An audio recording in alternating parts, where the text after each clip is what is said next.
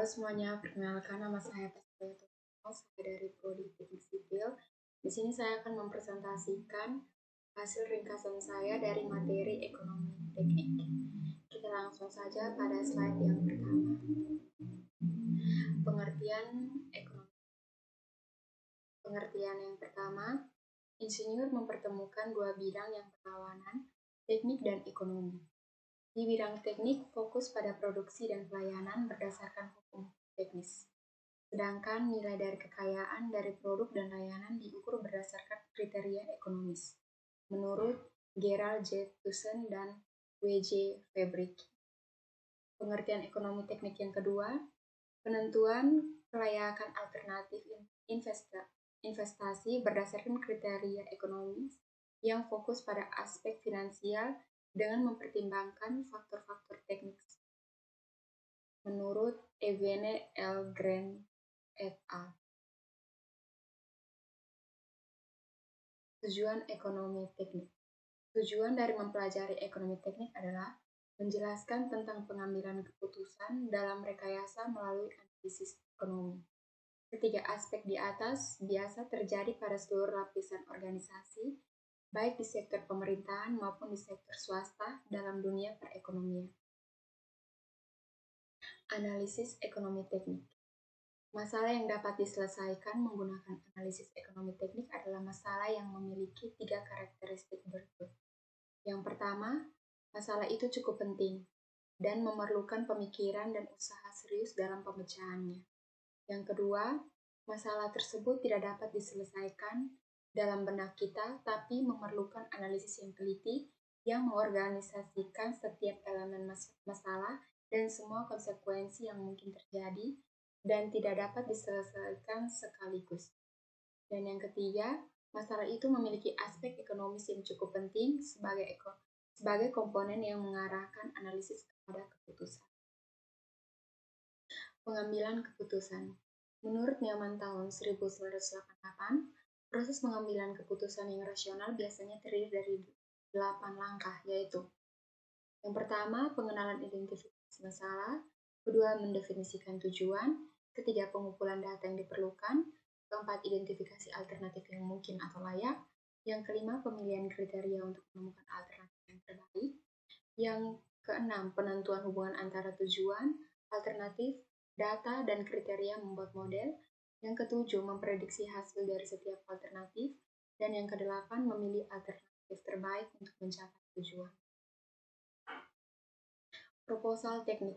Proposal teknik adalah suatu usulan maupun rancangan dari suatu aktivitas kegiatan atau penelitian yang memerlukan dukungan dari individu ataupun kelompok, baik secara formal maupun standar. Laporan keuangan. Laporan keuangan adalah catatan informasi keuangan suatu perusahaan pada suatu periode akuntansi atau rentang waktu dalam laporan keuangan yang dapat digunakan untuk menggambarkan kinerja perusahaan tersebut. Isi laporan keuangan. Yang pertama, neraca. Neraca adalah laporan sistematif tentang aktiva, utang dan modal dari suatu perusahaan pada suatu tanggal tertentu.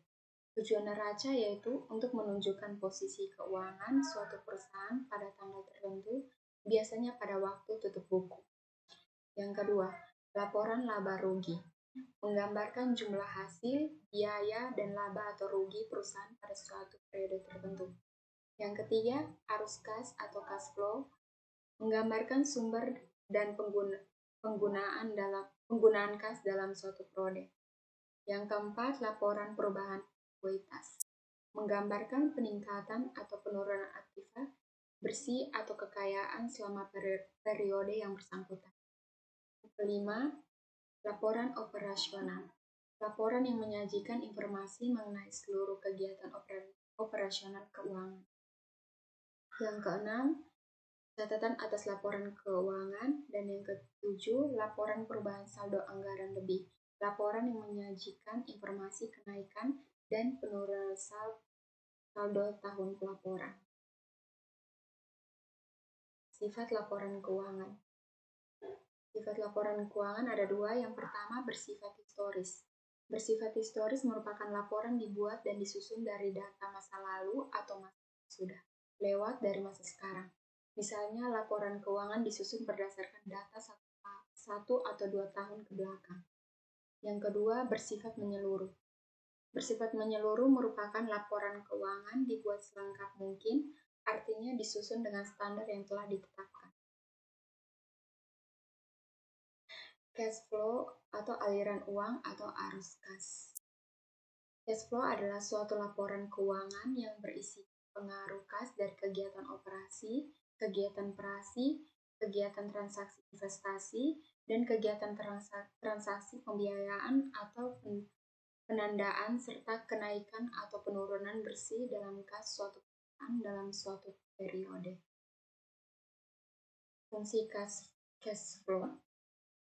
Fungsi dari cash flow secara umum yaitu melihat aliran uang yang terjadi pada fungsi cash flow. Fungsi dari cash flow secara umum yaitu melihat aliran uang yang terjadi pada berbagai waktu. Cash flow mempunyai 3 fungsi lainnya, yaitu yang pertama, fungsi likuiditas. Kemampuan perusahaan dalam memenuhi kewajiban jangka pendeknya. Yang kedua, fungsi anti-inflasi, atau suatu proses meningkatnya harga-harga secara umum dan terus-menerus, berkaitan dengan mekanisme pemasaran. Dan yang ketiga, fungsi capital growth, pertumbuhan modal. Cash flow proyek. Aliran uang yang berhubungan dengan suatu proyek dapat dibagi menjadi 3 kelompok, yaitu yang pertama, aliran uang awal, yang kedua, aliran uang operasional, dan yang ketiga, aliran uang akhir. Sekian dan terima kasih.